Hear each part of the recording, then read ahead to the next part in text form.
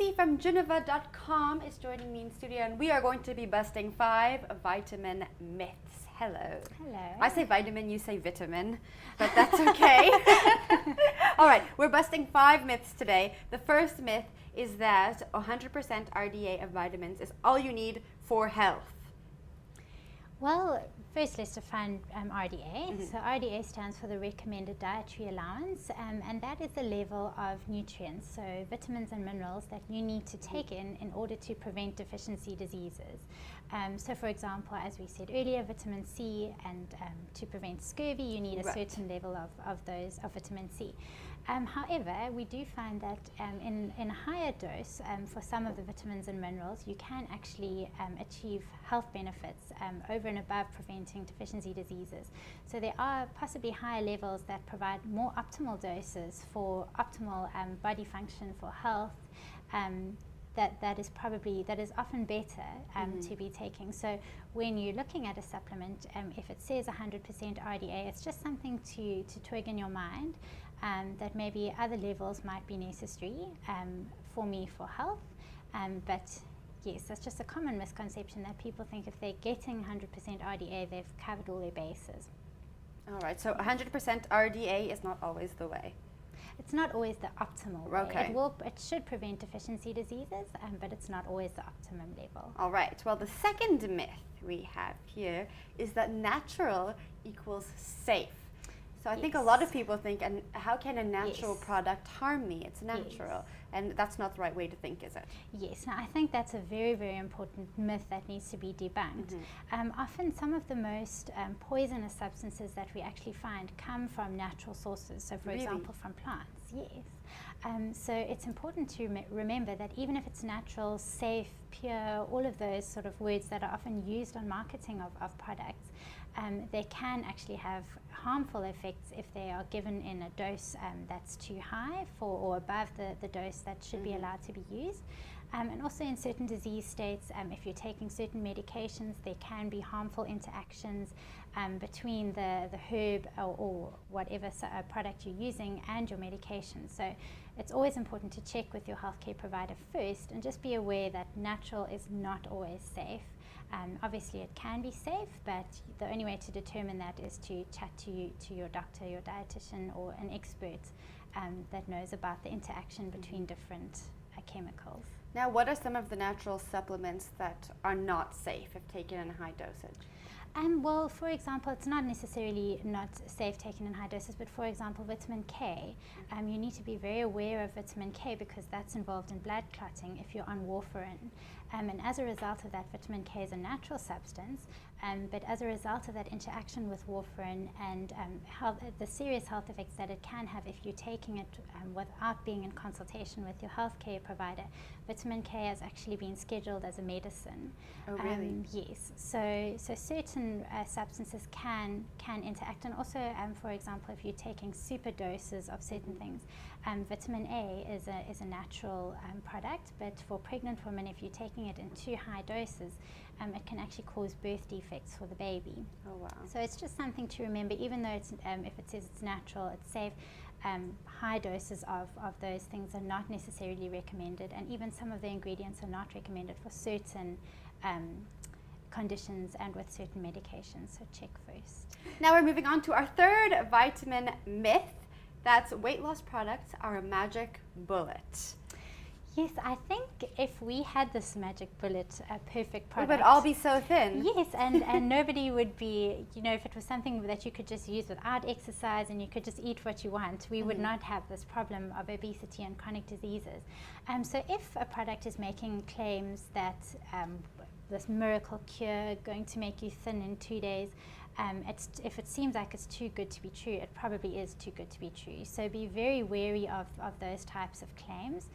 Some products can even contain ingredients that could be dangerous. There have been substances that have been pulled from the market that haven't been allowed to be used. So it's important to remember there is no magic bullet. Anything should always be in the context of a healthy lifestyle. We're not going to get away from eating a healthy diet and exercise. Everyone's always trying to get away from those it's two true, things. Yes.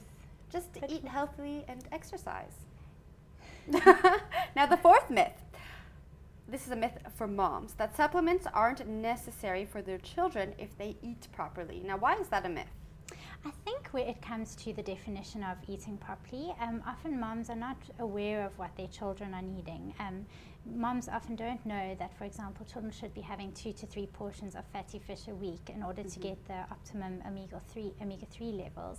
So that can be a myth where the moms think they're feeding the child a perfect diet and they're actually not meeting their requirements for what they need.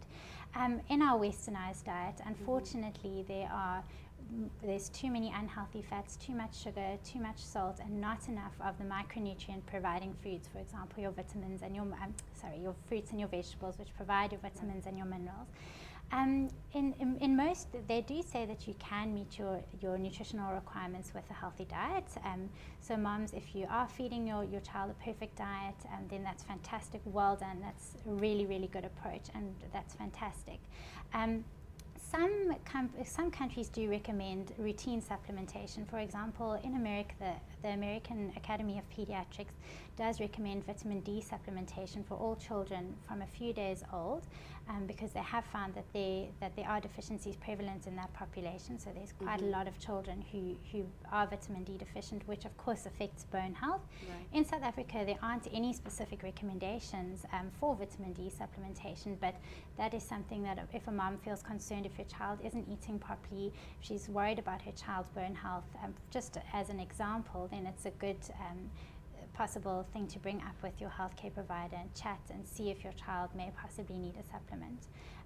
Omega-3 supplements can also be useful if your child is not eating the fatty fish that they should be taking in order to get their omegas in, because omegas have been shown in studies to have very good health benefits. So fantastic if you can feed your child the fatty fish 2 to 3 times a week.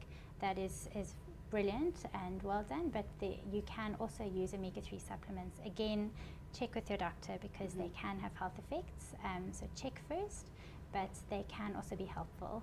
Now, how do you know if you're feeding your child a perfect diet, or if you yourself are eating a perfect diet?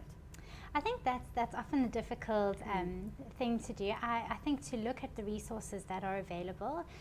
Many parenting websites have good guidelines about what healthy diets are. The South African Department of Health does give information on those type of things, and looking at organizations that recommend healthy diets that can give you specific idea of, for example, how many servings in general should my child be having of milk, or green leafy veg, or red or orange vegetables, and just to get an idea, just to see. I mean, obviously, perfect is possibly not the right word, because, you know, and every treat every now and a little treat every now and then is not a problem, as long as it's every now and then. Nobody's perfect every single day, but in general, if a child is getting in the foods that they need every day, as compared to what an ideal diet would look like as put out there by the experts, that would be how you would know. Okay, now our last myth here is supplements will cure you of your disease. Yes, I think there are many supplements that make claims that they can cure you of disease, that can sort out all your life problems. If this was the case, we would all be healthy. Yes, and so some supplements can have beneficial effects, but supplements are not intended to cure disease. So I think this is where it's important for people to realize that supplements are not in place of medication. They're not in place of seeing your healthcare provider and taking the advice of your healthcare provider. There can possibly be an additional thing that can help with supporting health and during prevention of diseases, but this would be something that chat to your healthcare provider. If you do have a disease, remember that supplements can interact with disease states and with medications. So supplements are definitely not the cure for example, though, if you do have iron deficiency anemia, you are iron deficient, so you need an iron supplement. So an iron supplement can correct that disease state, but other disease states, they're not intended to be a cure for that.